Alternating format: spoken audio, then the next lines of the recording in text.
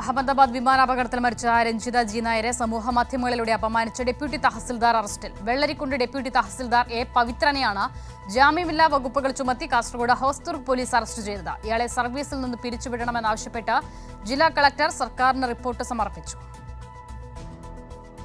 അഹമ്മദാബാദിലെ വിമാനാപകടത്തിൽ മരിച്ച പത്തനംതിട്ട സ്വദേശിനിയും നഴ്സുമായ രഞ്ജിതയെ ഫേസ്ബുക്കിലൂടെ അശ്ലീല കമന്റിട്ട് അപമാനിച്ച സംഭവത്തിൽ വെള്ളരിക്കുണ്ട് ഡെപ്യൂട്ടി തഹസിൽദാർ പവിത്രനെ അന്വേഷണ വിധേയമായി സസ്പെൻഡ് ചെയ്തിരുന്നു.